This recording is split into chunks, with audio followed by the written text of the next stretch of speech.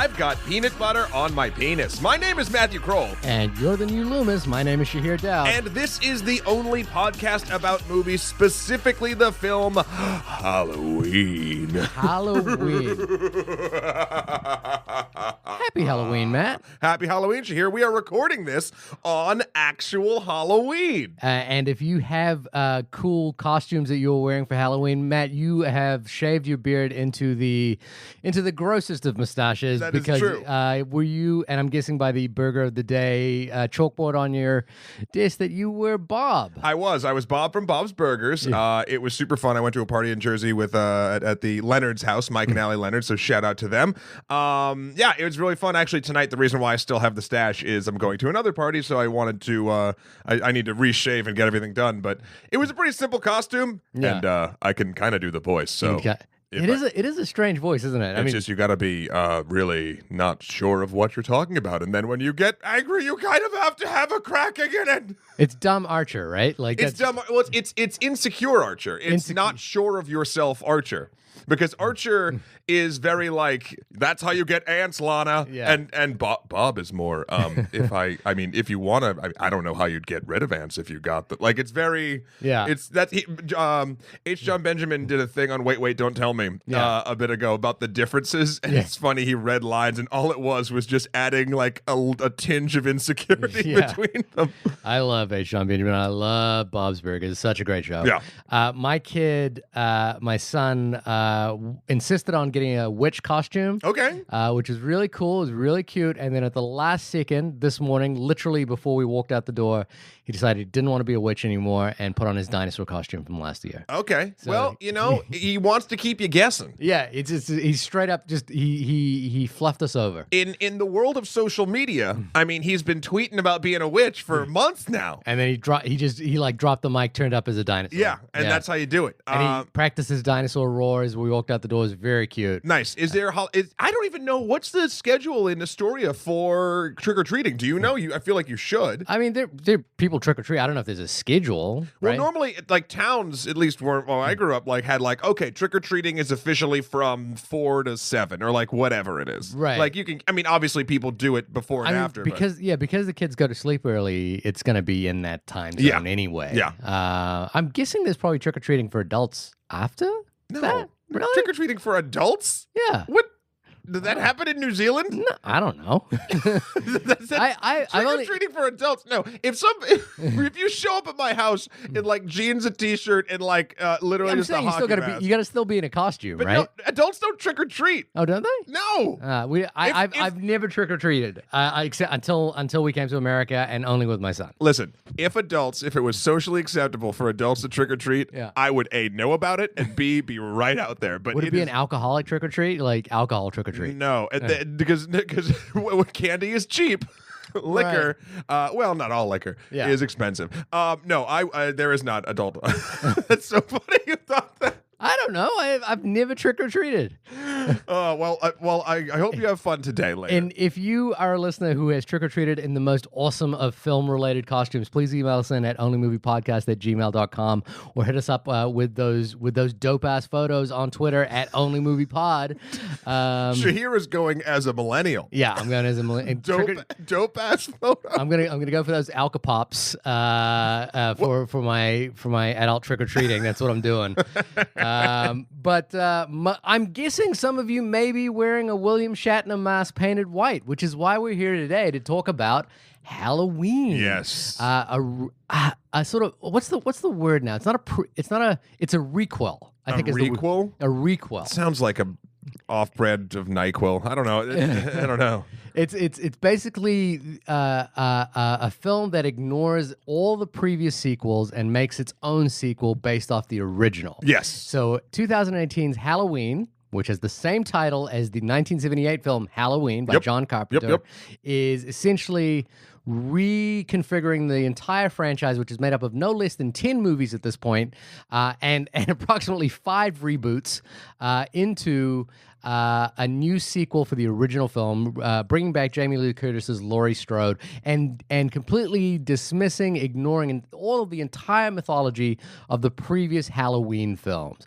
Matt, you're a big fan of John Carpenter. I am. You've mentioned Escape from L.A. and Big Trouble in Little China a lot. You haven't mentioned Halloween a lot to me. How do you feel about Halloween? So Halloween, I came to later than those other films, weirdly enough. And I had only seen it really a couple times as a younger person. And then just recently, Jamie and I watched it the other night, maybe like a week and a half ago. Yeah. John Carpenter, especially in a sort of this time period of his work, is an incredible slow burn. Yeah, which I think does work, and I think it's good that it existed because it helped sort of define the genre. Although technically, I think Black Christmas came out a couple years earlier, which also kind of, but like the slasher, I guess. Yeah. Though watching it now, it's weird. It falls into that category of like I super respect it and I love what it did for the genre of horror, but it's a slow movie. Yeah. And it doesn't at least these days, and maybe it's because it's just you know what it is. Escape from New York probably still holds up for me as a favorite, despite its sort of like age problem, because there haven't been other films I feel like that have sort of like taken that genre or the movie magic that film does and run with it. Yeah. I feel like everyone saw Halloween and it was just like, now we all make these movies. And it's like the formula, if the formula started with that or Black Christmas and it went for 40 years, and then I feel like the formula kind of ended with Cabin in the Woods. Right. Like or Scream. No, Scream. You know what's interesting about Scream versus Cabin in the Woods? Scream dissects a horror movie while still being a horror movie, but Cabin in the Woods dissects why we watch horror movies, which is a different, like, it's the next level. It's the metaverse outside of that. So, like, maybe like Scream is like the midpoint, like the twist, if you will, and then it moves from there.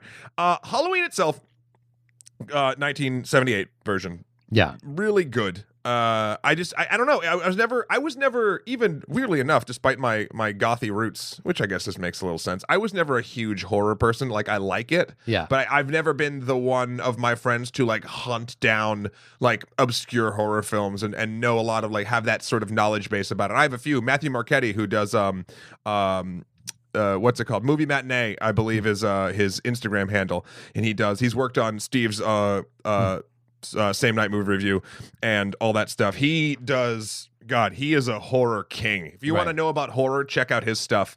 You can just Google Matt Marchetti. He's phenomenal, and he knows literally everything that I do not. So I have limited knowledge base of Halloween and whatnot. I never gravitated towards it. What about you? You didn't go trick or treating. No, I didn't go trick or treating. I think as far as those movies went, I was more into Friday the 13th, but I think it was more just an access thing, where like I taped a copy of Friday the 13th off TV and I watched it and it scared the hell out of me, and that was kind of enough. That and Child's Play. So I didn't watch Halloween until much later, and I loved it. I thought Halloween was elegant, quiet, and disturbing in ways that I think were really unexpected for what I thought that film was going to be. Like, and when I watched it, I realized how very quickly that Friday the 13th was a very subpar version of Halloween. Halloween was a much more elevated film than Halloween than Friday the 13th was for me.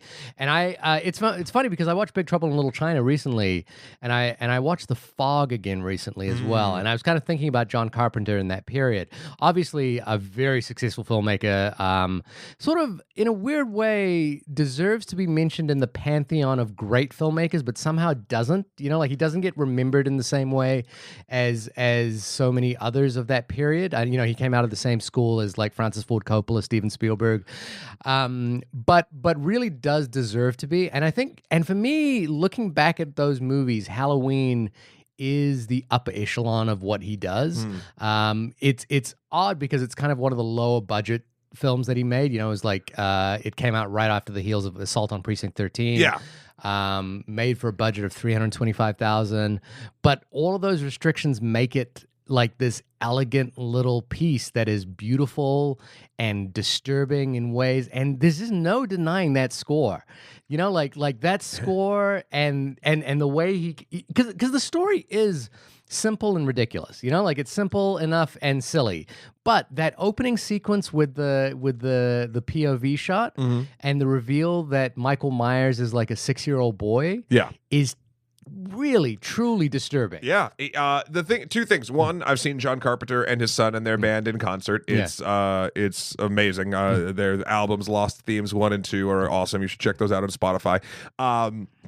But two, John Carpenter, I think this is the weird thing. I think his craft and his skill and why he should sort of be brought up when talking about great directors might not be technical acumen or scene blocking or any stuff like that, or even working with actors to get the most amazing performances. What I think John Carpenter does and did for a long time in his career was tap into the sort of current cultural zeitgeist of whatever his film is sort of pointing at. He gives you an ulterior look or a counterculture to it. So, for instance, the reason why Halloween is scary is because it's literally just a murderer, if that makes sort of sense. Now, there is some argument to be had about sort of using mental illness as a thing to, like, basically, like, this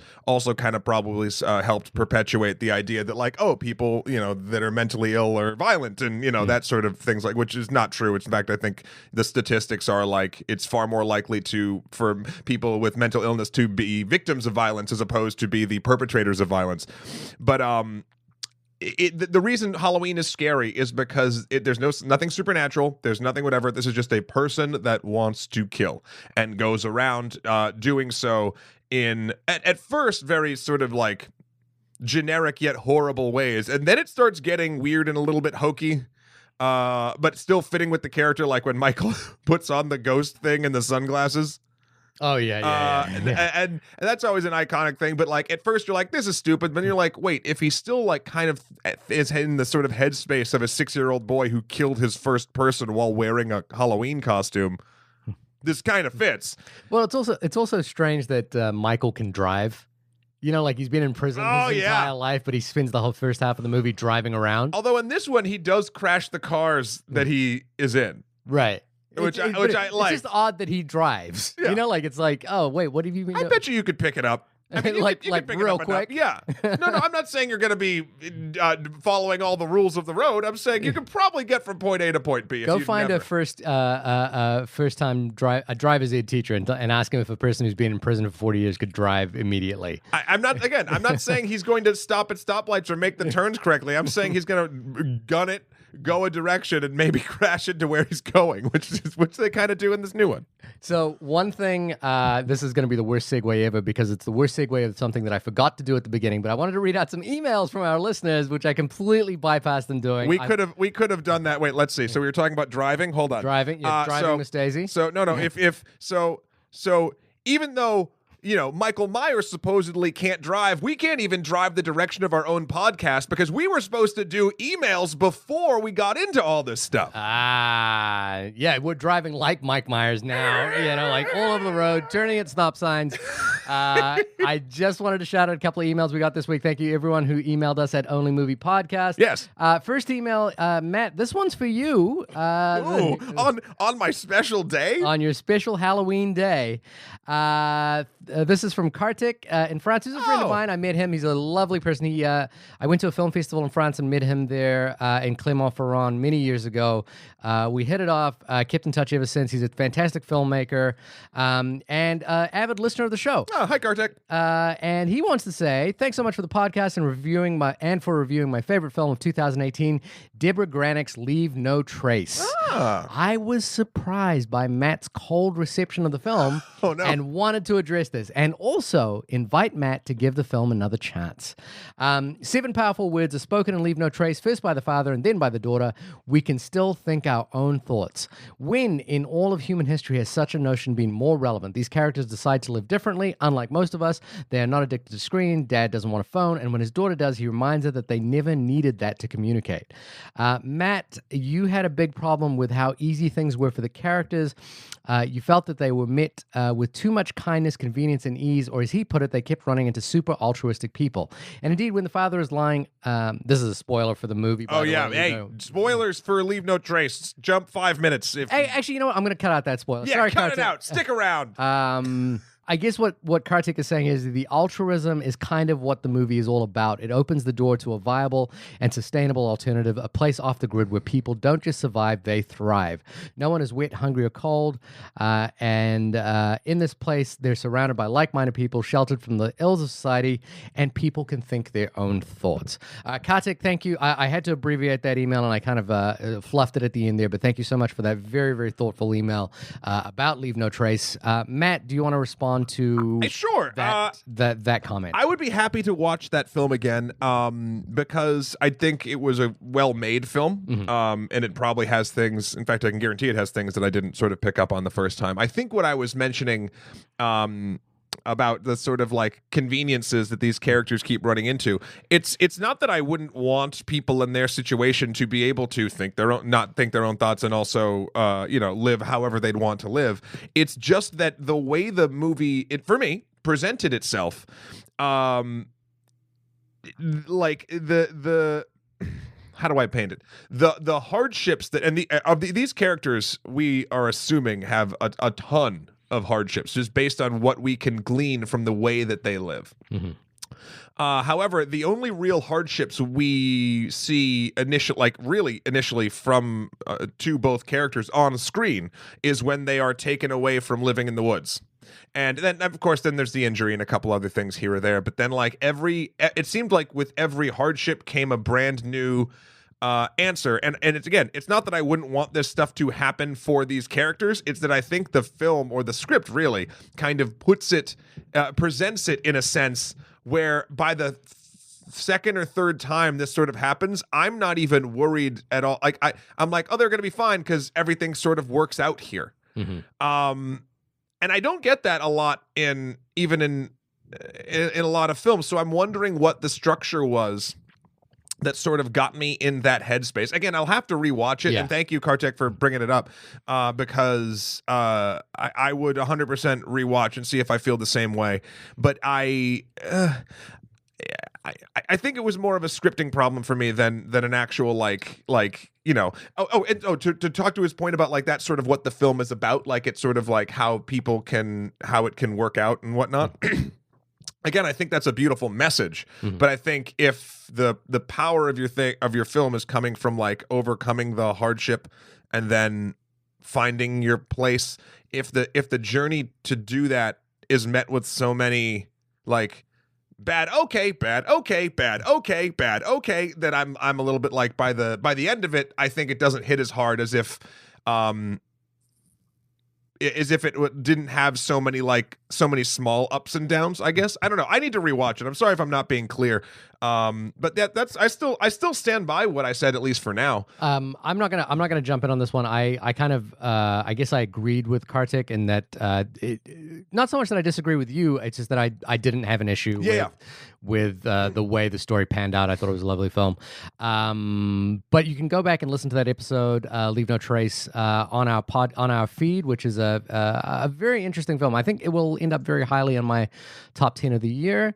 Moving on to... I got this one. Yep, there you go. This is from Zachary, who wrote in, and we talked about his first email in our First Man podcast a bit ago. He jumped the gun and got a question to us before we reviewed the film. We always appreciate that. Yes, thank you, Zachary. And he originally asked, how do you create suspense when everybody in the audience already knows the ending, which is a great question. And we discussed that a little bit on our First Man show. You can go check that out before or after this. But Zachary replies again saying, thank you so much for your discussion of my question on the podcast. You are very welcome, sir. He goes on to say, I think the idea of a film being so well made that I feel like I am in the person's shoes is what makes me experience what they are going through. I get what Matt was saying, and I guess I did feel more anxiety in Neil's missions than I did not knowing compared to the Apollo 11 mission, but he loved the term the suture effect, and he says it matches it perfectly. He says, oh, now it's just all nice stuff. He says, I love this podcast and allows me to really think about movies more than I ever did, which has in turn allowed me to enjoy films even more. Also, he says, says, my brother has an obscure film Twitter that we might be interested in. Yes, I am. Where he reviews obscure, bizarre, and overlooked films, and he thinks we would dig it. He is on Twitter as Film Qualia. That's FILMQUALIA. It's a great Twitter handle, by the way, and I have subscribed. Any film Twitter that points out the brothers Quay and Spalding Gray in the same batch is I'm always a fan of. So thank you very much for that email, Zach. Very appreciative. Thanks, Zach. And hope people subscribe to Film Qualia on Twitter. Final email coming up from Simon, who's written us before. He listened to the First Man discussion and had no strong feelings about whether the moon landing was faked or not, except it was real. I have no reason not to, but feel it was very plausible that it could have been faked. For some reason, we went down the rabbit hole of flat earthers and faked moon landings. How can you not? He thinks it could be a fascinating topic. On a side note, he jumps onto a discussion of Christopher Nolan. And I wanted to say, Simon, we did do a sort of in-depth discussion of Christopher Nolan in our Dunkirk review with a fantastic guest, Ivan Kanda from Short of the Week. You can listen to that review. And we also did, for some reason, I think everyone does this with Christopher Nolan films, we did a top 10 of Christopher Nolan films. We can recap ours. We'll just do the top three of ours. Yeah. But I just wanted to read out Simon's top 10, which kind of clashes with mine, at least. Number 10 was Following, 9, Insomnia, 8, Interstellar, 7, The Dark Knight Rises, 6, Dunkirk, 5, Memento, 4, The Dark Knight, and then here's the top 3. The Prestige, Inception, and Batman Begins. No, that's pretty close to mine. I think it's pretty close to yours. It's the exact opposite of mine, which is that. So my top 3 were The Prestige, Following, and Memento. Again, horses for courses. Everyone's entitled to their different thing. I think Batman Begins is Christopher Nolan's worst movie, but I don't think it's a bad movie. I just think it's the worst of that 10. Matt, it's your number. It's his best movie, followed by The Dark Knight, followed by The Prestige. So, well, there you go. Listen. Everyone can love Christopher Nolan in their own way. Exactly. Simon, thank you for that email. Thank you, Simon. For everyone listening, if you want to know our Christopher Nolan rankings, check out our Dunkirk review, which has all your Christopher Nolan needs, backwards, reversed, and in non-chronological order, if you like, with a dead wife who's motivating the hero. And it's literally going to have all of the barbershop pole tones to keep you on edge the entire hour and some change. The barbershop tone? I forget the name of the thing, but you it's the call thing it the robot farts, right? No. Robot farts are different. Robot farts are from Transformers trailers where it's like and Inception. Yes, and Inception. But I'm talking about the stuff he's increasingly used since The Dark Knight. That tone, we talked about it. It's that tone that it's the audio equivalent of the illusion of a barbershop pole. Oh, the escalating tone. The escalating tone that it just runs, but your brain makes you feel like it's a constantly escalating tone, which makes you increasingly on edge. And nowhere has he used it more than in Dunkirk. I rewatched Dunkirk again, and I still stand by my number 8 on that one. Yes, but diverting the car driven by the... I was going to say slashing through all the other nonsense we're talking about. Driving back into our Halloween review. It is now the 5th reboot of the Halloween franchise. Now, there is so much mythology around Michael Myers now. There have been druids, satanic rituals, the idea that there is some incest involved in the Myers family, and Laurie Strode and Michael Myers are brother and sister, which they kind of easily dismiss at the top of this movie. But...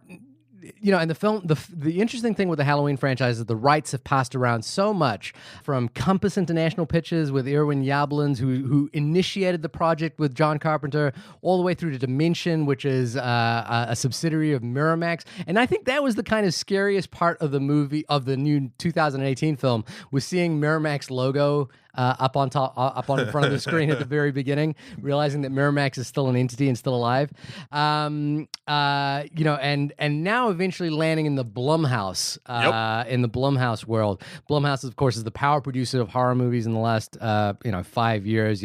Producing the Conjuring franchise, the Get Out, obviously its first Oscar push. Yep. And then landing in the hands of maybe the most unlikeliest of pairings, David Gordon Green and Danny McBride. Yeah. The vice principals and the Eastbound and Down team. Now, Danny McBride, I think, is easy to pigeon. Well, pigeonhole is the wrong word, but he's easy to categorize because of the type of comedy he does. It doesn't quite make sense that he would write the Halloween movie, but his association with David Gordon Green makes that a little bit more sense in my mind. If anyone has been doing the kind of Soderberghian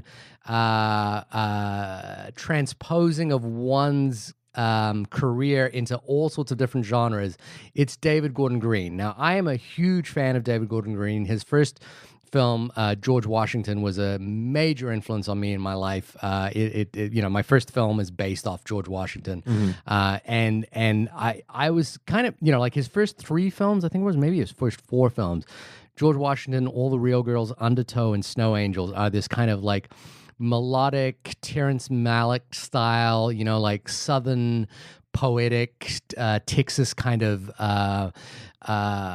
melodies that almost defy kind of narrative convention. Then he jumps right over into Pineapple Express and The Sitter and movies like that. Now he's kind of done a sort of a late game, and he's quite young though.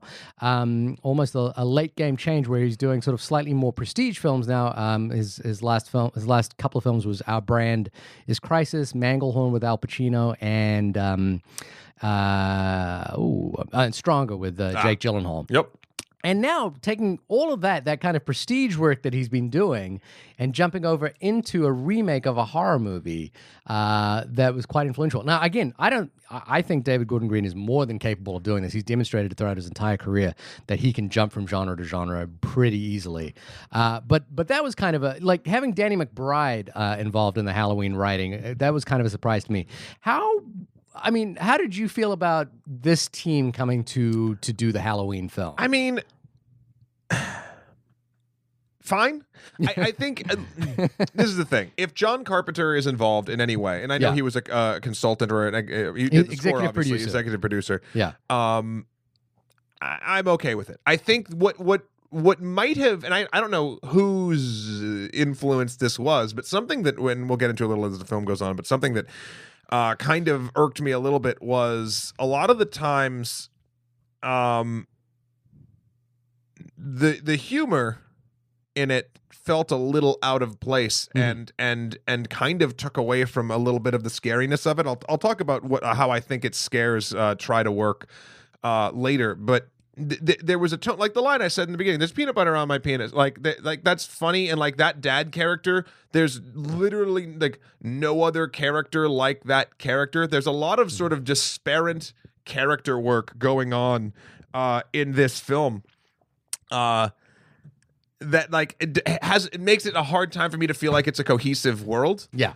You go from what the type of people that the podcasters are, to the type of person that Jamie Lee Curtis's Laurie Strode has become, to the way that her daughter and her daughter's husband, the man we're talking about with peanut butter on his dick.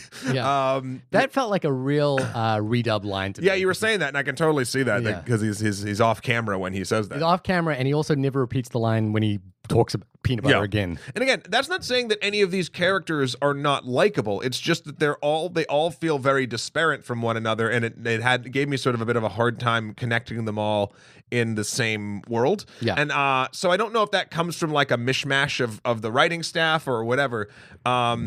When I heard about who was creating this, though, I was like, okay, yeah, like let's. Danny McBride? Yeah, it's fine. I mean, I like a lot of Danny McBride's work. I think it's a matter of, but like, it's funny now that you bring up Pineapple Express again. I'm getting a little bit of that sort of like, this is weird, but like that vibe when it came to the humor in here. Mm-hmm. Which when I think about Halloween, it doesn't quite mesh exactly. Well, what does IMDb think this movie is about? Let's talk about what the full-blown structure in a sentence or less. Laurie Strode confronts her longtime foe, Michael Myers, the masked figure who has haunted her since she narrowly escaped his killing spree on Halloween night 4 decades ago. There you go. So, again, dismissing all of the mythology of all the previous films. Side note, this isn't even the first time Jamie Lee Curtis has come back. Yeah, I know. Halloween H2O. Waterween. Yeah, I think, did that come out, that came out in... 20 years after, so 2008. Which, that's a silly as fuck movie. Well, it's not as silly as Halloween Resurrection. Have you seen that? No. Halloween Resurrection basically takes, because Halloween H2O is not that bad. It's not that good. It's of its time. It's basically the best sequel, around that period of all the Halloween movies. But Halloween Resurrection then takes what was done in H2O, negates it all, and then turns it into a Blair Witch movie with Busta Rhymes doing kung fu against Michael Myers. Great. You know what I mean? Like that's where things get really, really ridiculous for me. So look, I am not upset that this is a requel. They've gone back to the beginning to try to tell a different story. I mean, look, at this point, Jason has gone to space, right? And he's fought Freddy. Freddy versus Jason is my favorite schlocky movie. There you go. It's the dumbest shit, but it's supposed to be dumb. Yeah, Leatherface has been rebooted. Friday the 13th has been rebooted. And Nightmare on Elm Street is being rebooted. So, but there's something about Michael Myers which is entirely different to those other characters, which is that I think with those other characters, at some point they acknowledged that this is like Freddy became kind of the protagonist of his movies, and he became the guy you kind of enjoyed hanging out with as the movie character. To a point, yeah, and then you always kind of were on Jason's side a little bit, like. Well, Jason was technically wrong. That doesn't make it okay for him to murder a ton of people, but Michael Myers was always a little too serious to like have fun with, and I don't think any movies ever really had fun with him, right? Like they've never taken him to space. They've always just tried to explain, because he is terrifying. Well, he's supposed to be the whole idea that even has been throughout all of the Halloweens that I remember is like that he is like evil incarnate. Like he is the most evil, the pure. But I never liked that angle of it, because at the end of the day, he's an ill kid that is stuck in his sort of like in this weird like loop of when he murdered people. Have you heard the story of how Carpenter came up with the character? No, because Carpenter lived in I think Waldo, I can't remember the name of the town, but he lived in a log cabin or something, and he would go to scary movies all the time. There's a fantastic podcast out right now called Halloween Unmasked with Amy Nicholson discussing the whole history of Halloween franchise.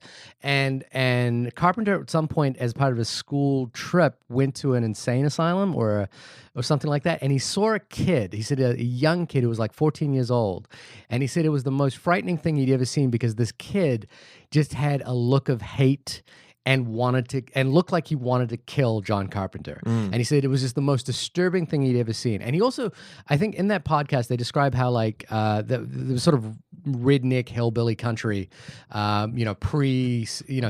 still living through segregation and not willing to accept it. And he was kind of a progressive liberal, and seeing people treating other people with pure venom and hate, particularly when it came to race, was enough to influence him to the idea that there was pure evil in the world. Like he even said like there were some people that he liked, people that he knew and liked.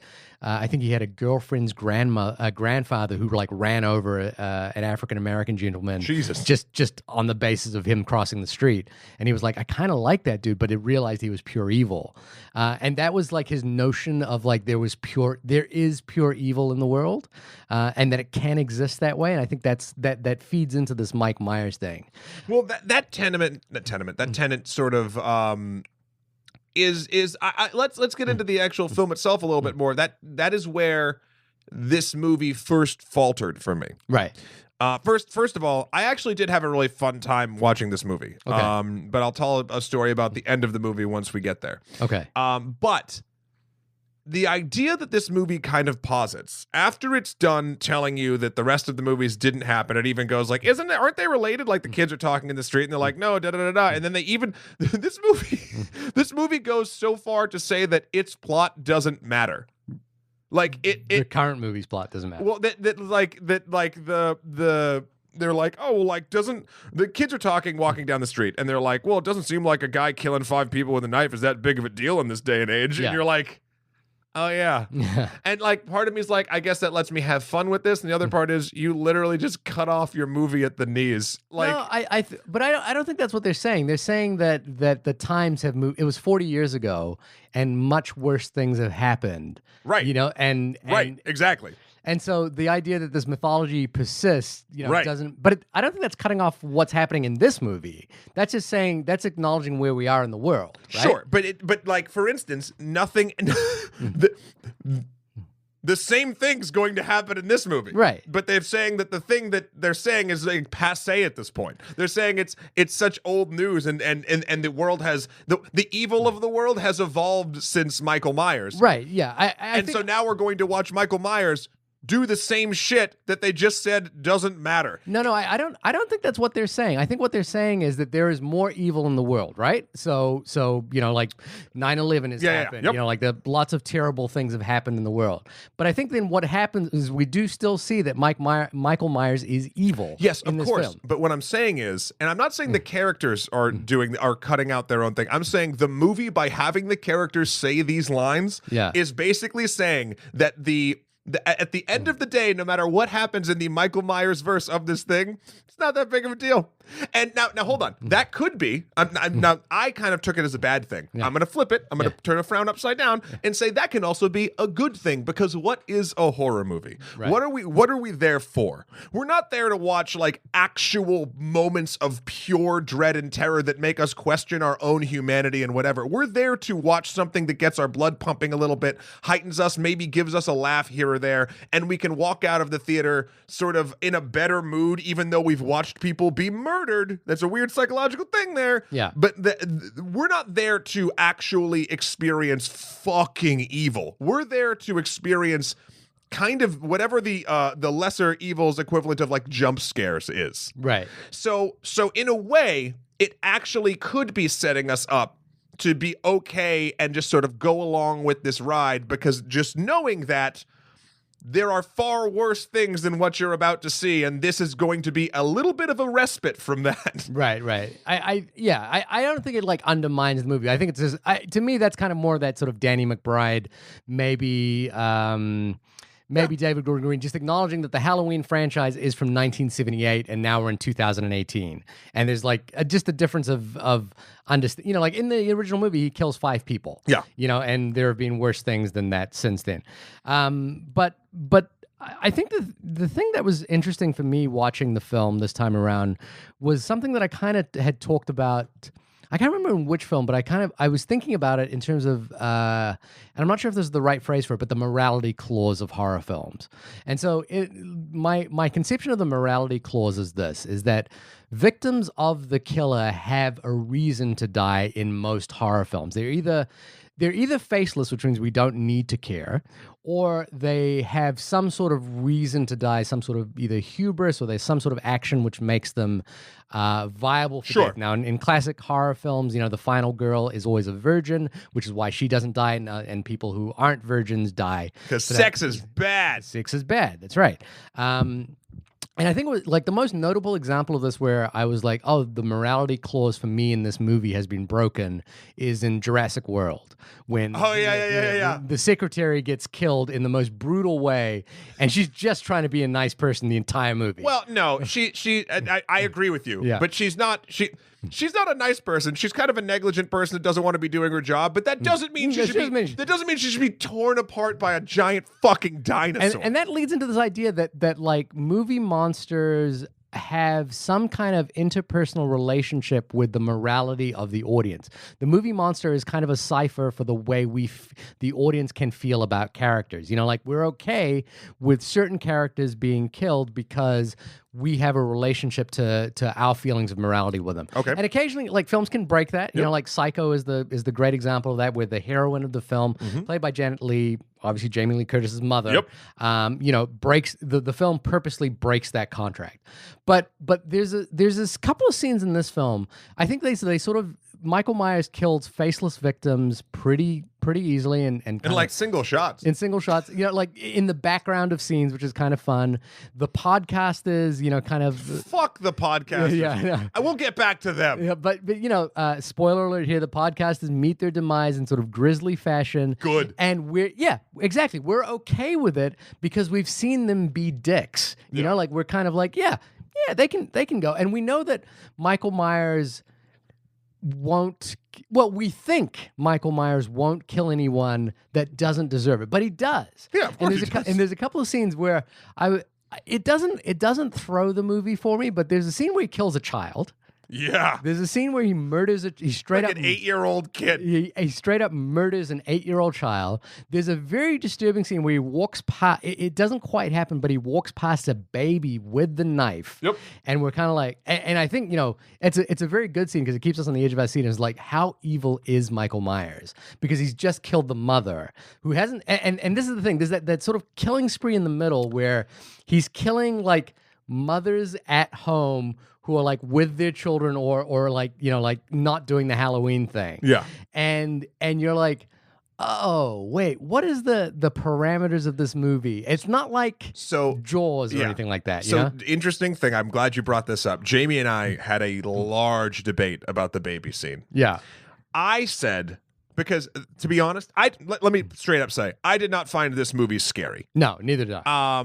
But I don't know if that's honestly the point. I mean, I think it's supposed to be different strokes for different folks and that sort of thing. Like some things people get scared by jump scares, some people get scared by tone, some people whatever. The only moment of actual like existential dread I had in this film was when he walked towards the crib. Yeah. And my argument, now I'll try to get Jamie's argument as best I can afterward. My argument is like, as he's walking, you're like, oh fuck, really? No. And then he walks by and you're like, whoa. That is a masterful horror movie thing because it gets you. We know Michael is a killer. He's just brutally murdered this child's mother in the other room with a hammer. Yeah. And then he walks by, he's going towards possibly his next victim on this spree. It could be a baby. Oh my God, it's going to be the baby. Thank God it's not the baby. It's that catch and release. It's that tension building moment that all great horror, I feel like, strives for, because it got me to that point without showing me that particular moment of violence, and that is I think was a masterwork of this particular movie. Yeah, I agree with that. Now, Jamie, and I don't want to malign sort of the way that she took it. She said that scene took her out of the movie because, and I hope I'm getting this correct, that basically it stopped her having fun in the movie of like all the things, and basically it's like instead of asking, oh my God, is Michael Myers going to kill this baby, she's like, are these motherfuckers in the movie gonna kill this baby? Yeah. Like, are they gonna jump filmmakers are they gonna jump this fucking shark? Yeah. And like I can 100, because I get like that with different things. Yeah. I 100% can see that. For me, it really worked. And Jamie, I'm so sorry if I didn't get your entire point across. I think what she's saying though is kind of in that vein of the morality clause. Yeah. Like she thinks that, like if they kill the baby, they have broken the morality clause with the audience. Yes. And I agree with that. I agree with your point as well, which is that it is the single most terrifying moment in the film. Because it is like, then you're kind of questioning how evil is Michael, like how potentially evil. I mean, again, the argument here is that he's just killed the baby's mom. This baby's going to grow up, if it does, without a mother because randomly a psychopath with a hammer came through. And find out one day that when this baby boy or girl was in a crib, someone came into their house and randomly slaughtered their mother. Yeah. Like imagine the kind of dread the years of therapy you will need to kind of get over that fact. Yeah. There's another the scene that follows is him stalking this woman in a house who's like basically calling. She's on the phone talking about like how to get home safely or something like that, or she's not going to go out.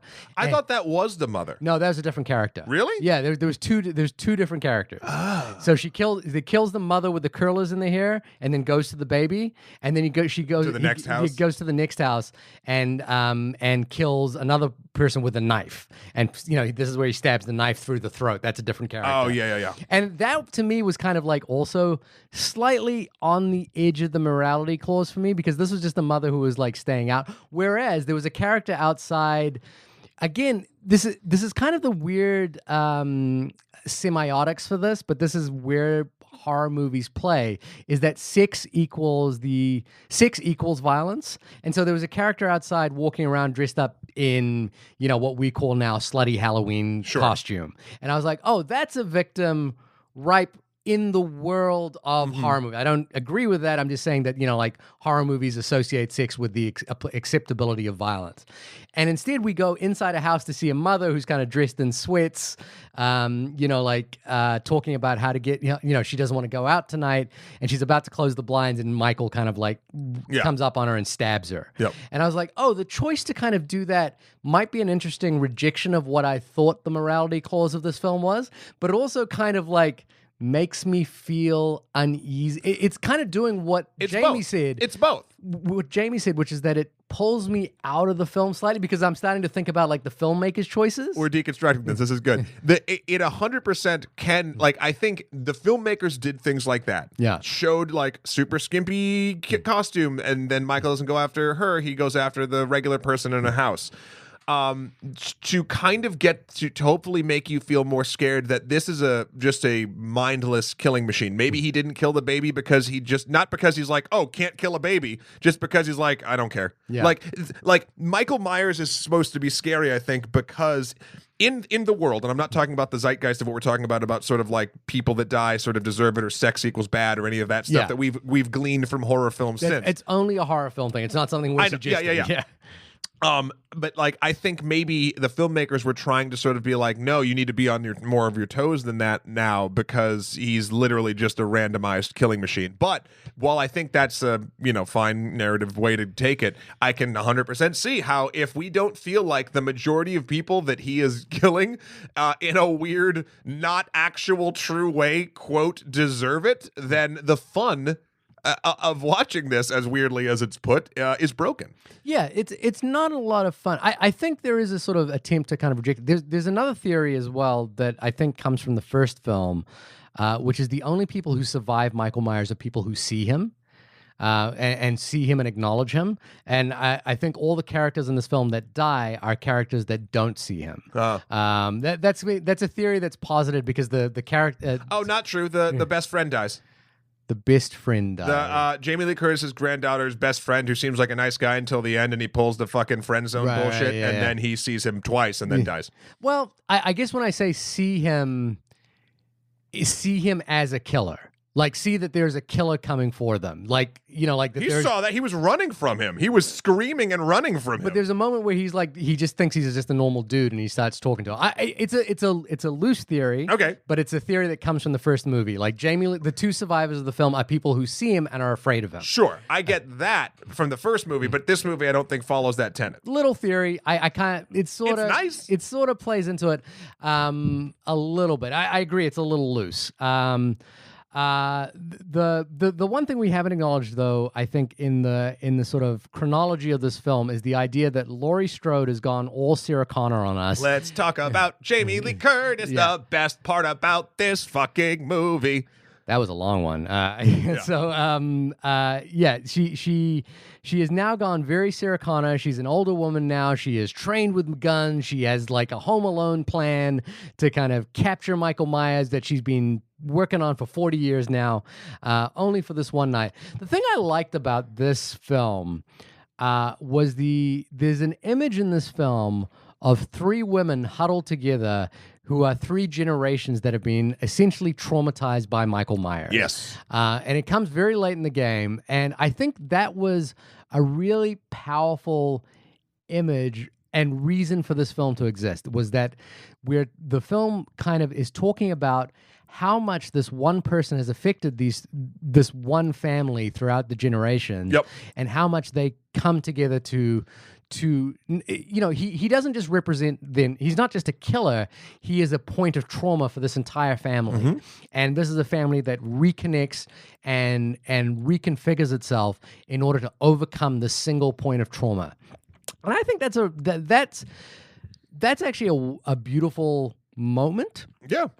I don't think the whole film kind of lands that well in with that in mind. And I think it has a lot to do with the tonality shifts that you mentioned, the sort of injection of comedy in horror scenes. For example, the bun my peanut butter sandwich. Yeah. But I think that idea, that singular idea of these three women, this Laurie Strode idea that she is now this victim of trauma who has rebuilt herself up. I think that's a really, really powerful idea, and it's a really interesting idea. It's very much the Terminator 2 idea. Oh, it's so good. It's so good. The thing that bugged me, so first of all, Jamie Lee Curtis, fantastic in this movie. I think her entire performance outshines, I think, literally anybody else in this movie. I'm a huge fan of hers. I'm a huge fan of what she did here. So I want to say that up front before I start getting into problems I think the film has around her. Okay. Again, Shahir, I agree with you that idea of 3 generations of women who have a point of trauma that's destroyed some of their lives, literally coming back to get them, is an incredibly powerful narrative structure.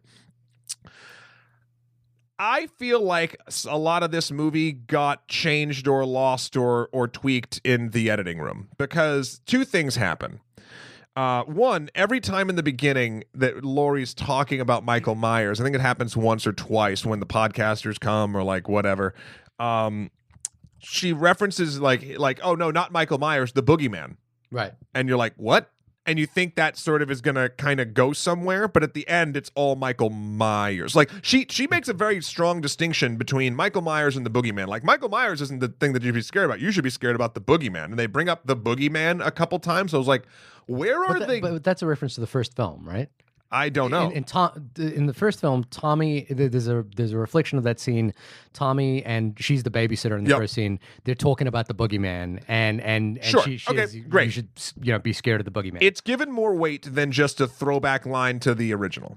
It feels like there's some sort of weird dichotomy to it that I didn't quite understand. I didn't. And oh god, the editing granted, the editing in this film gets better as it goes.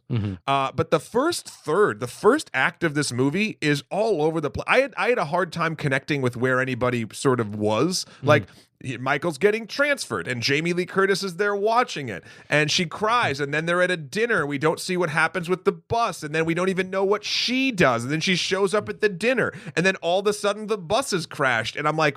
And I get for reasons later, but like there's more eloquent ways to do that. So that speaking of things that throw me out, I was like, this is jumping around a lot of weird places.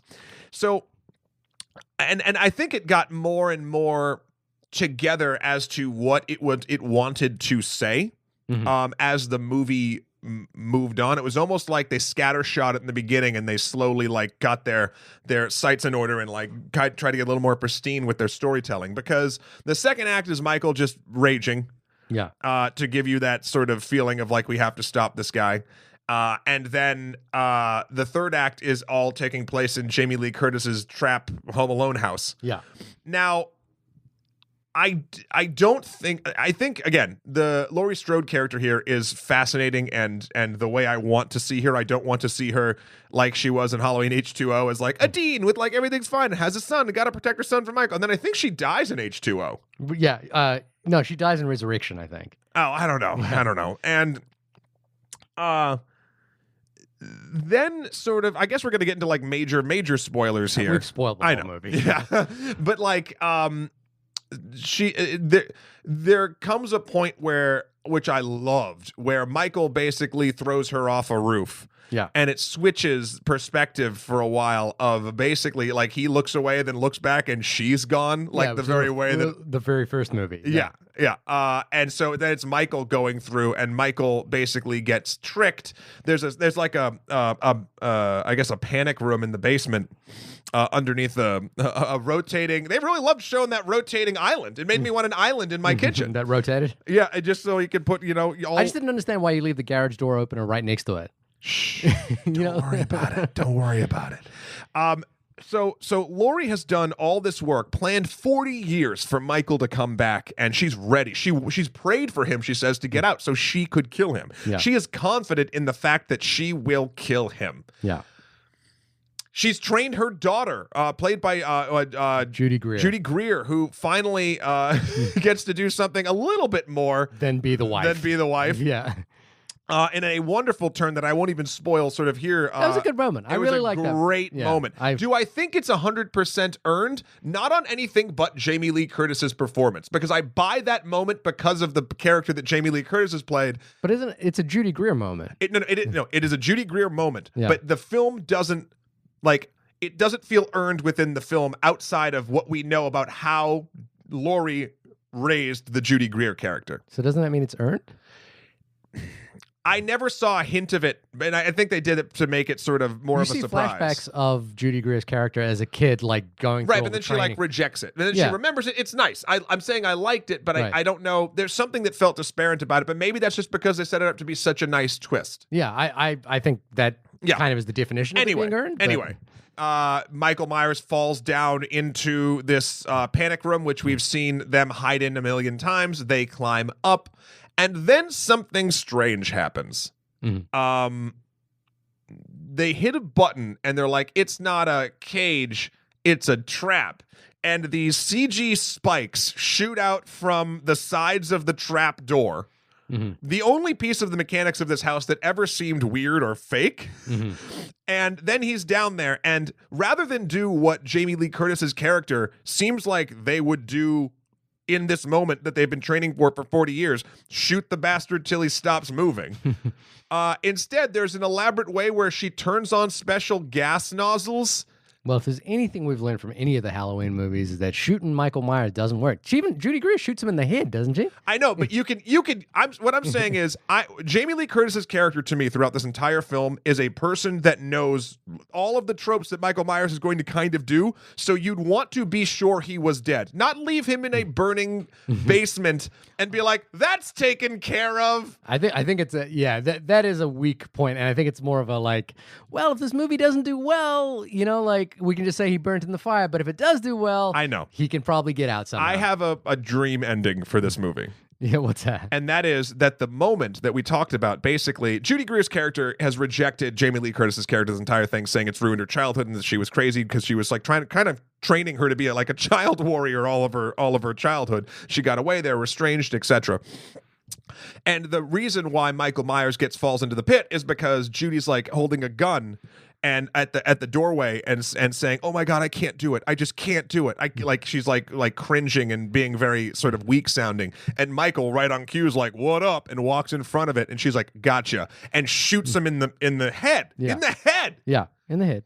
That should have been the end of the movie, because it would give catharsis to everyone and their journeys at that point, because it would have been the perfect sort of circle of life of that family, and it would have been amazing. But no, they had to have Jamie Lee Curtis say, "Happy Halloween, Michael," and kind of half knock him down into the pit and then crawl out, and then gas nozzles and a fire burn. I think that moment is the turning point for it's the turning point. I want it to be the end. No, well, because it's powerful as the ending. Yeah. The ending isn't powerful. This movie's building up this whole thing to a moment of power, and then that moment happens, and then they keep kicking the can down the road. It doesn't kick it down so far that we've got another act. I think it's just kind of like how are we going to cook out this fire, literally. I just want if they're going to do this, let's just end it. The movie itself says this isn't a big deal anymore. Stop making these movies. This would be a perfect end, but instead we're treated to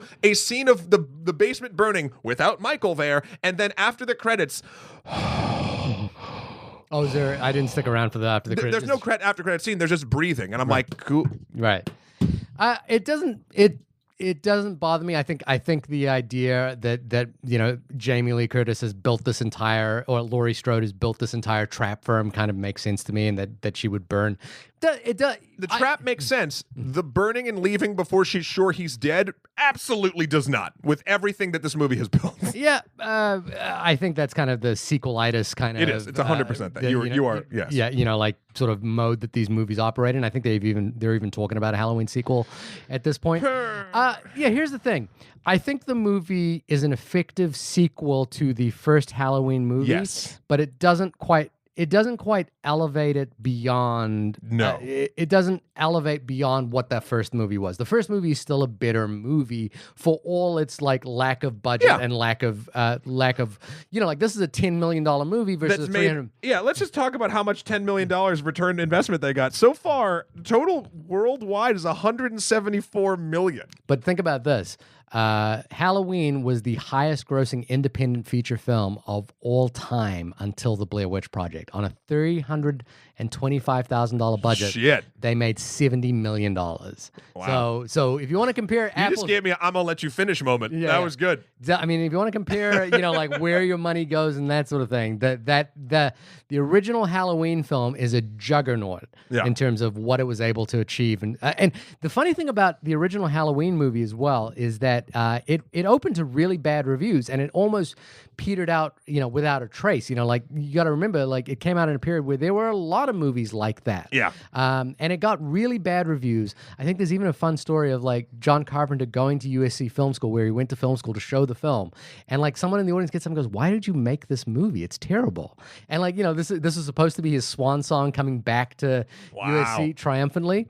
And the movie, like he goes off to do other work. He makes the Elvis TV movie with Kurt Russell for the first time.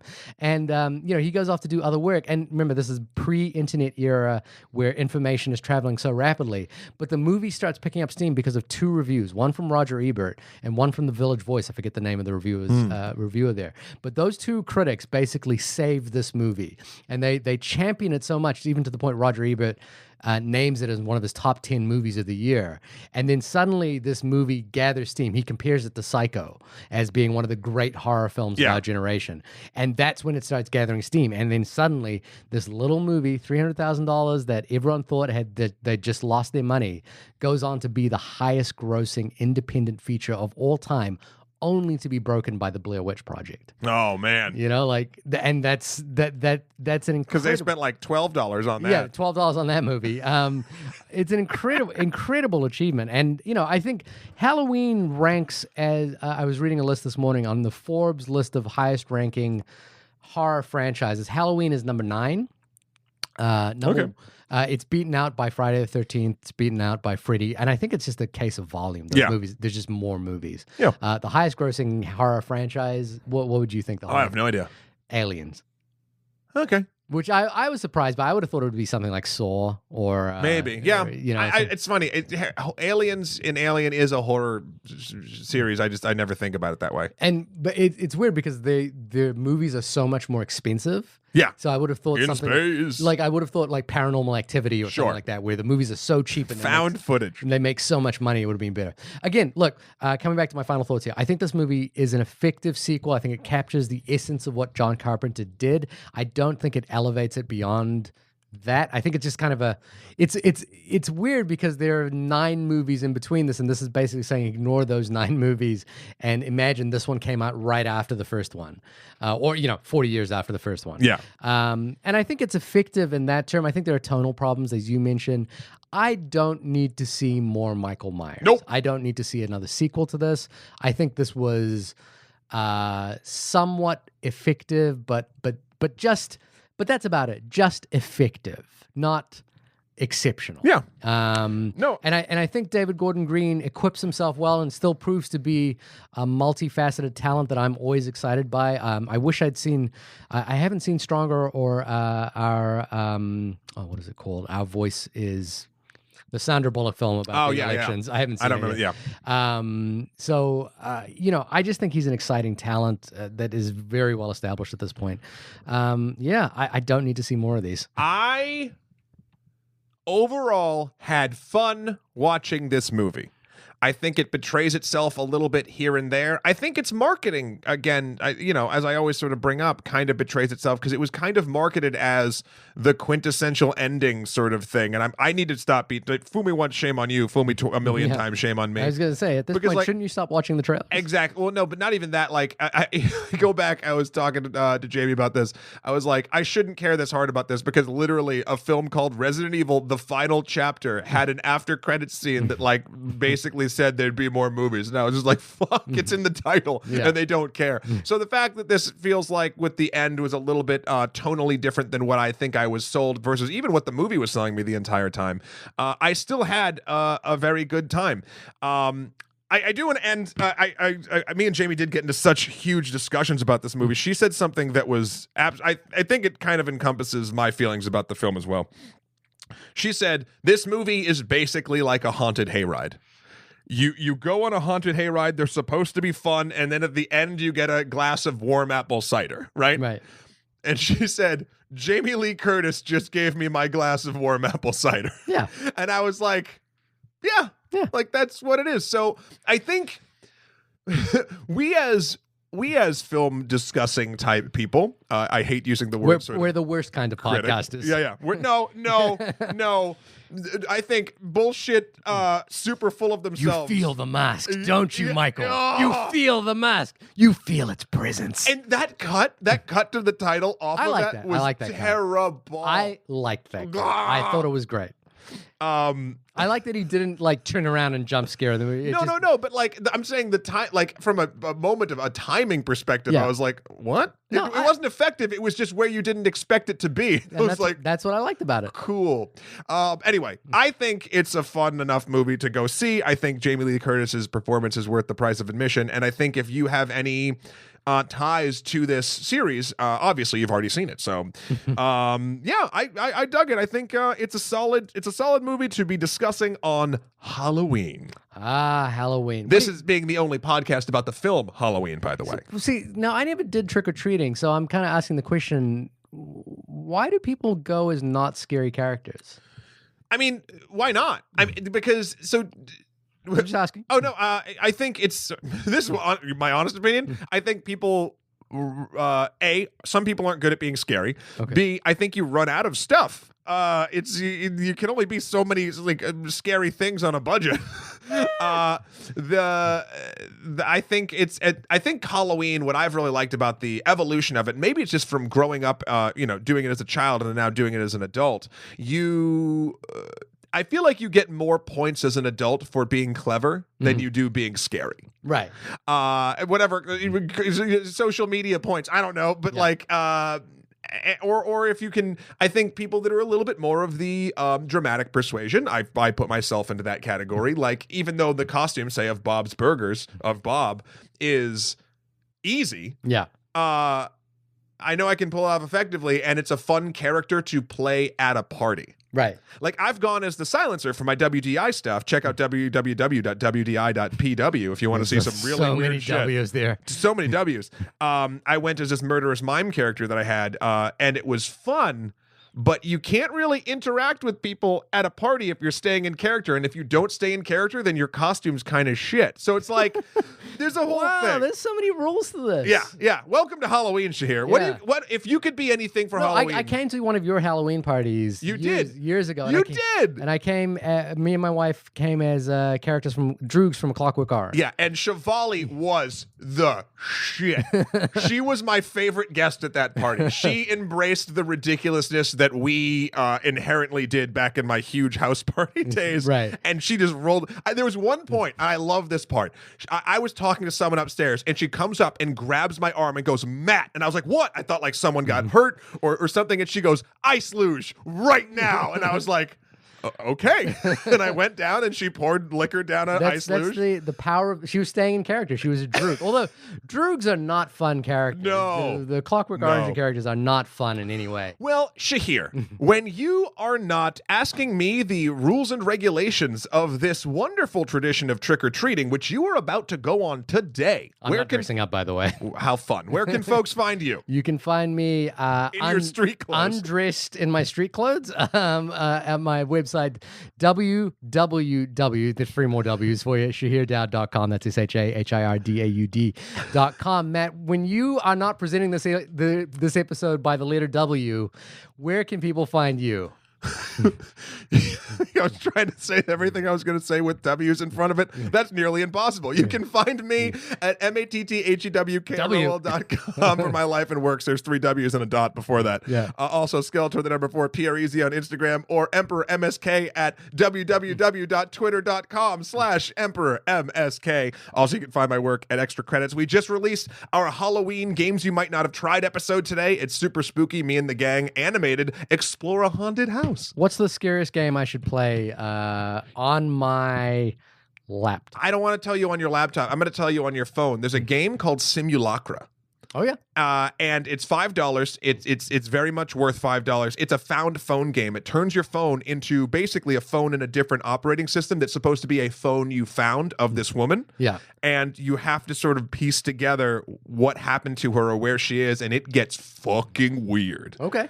That sounds great. Yeah, it's pretty good neat. title, too. Yeah. I love anyone that references Jean Baudrillard. Also, if you're on the Switch or anything, actually, one game I do want to give a shout out to, it's not scary in the traditional sense, is Night in the Woods. Okay. It's a fantastic game. I know that game. Some of the best writing in a game I've ever seen. It's not like super action oriented, so if you're looking for that, don't go there, but it's so good. It's so good. Don't forget to send us your Halloween costumes if you have them, and your favorite, I guess, what's the question this week? Your favorite, you know what? What is the scariest moment you've ever had in a movie? Yeah. What is the scariest moment you've ever had? Tell us. Onlymoviepodcast@gmail.com, or hit us up on Twitter at onlymoviepod. I want to know what your scariest cat moment is in the movies. Yes. And next week, Are we recording from Spain something? I think we're recording from Spain. I have a movie that we can do. I don't know if we're going to get to do it. Our schedule is so busy right now that I don't. We're going to try. We're going to try to record. We're going to be coming to you from Espanol. But in Espanol. If we don't, we'll be recording something very quickly the following week. So and then apologizing. There'll still be an episode. It just might not be the one we promised. Yeah. Anyway, thank you so much for listening, everybody. Thank you for your lovely emails and tweets and things. And we will see you next time. In Espanol. Is that an Espanol laugh? Sí. Hola. That's the only word I know. Okay. Bye.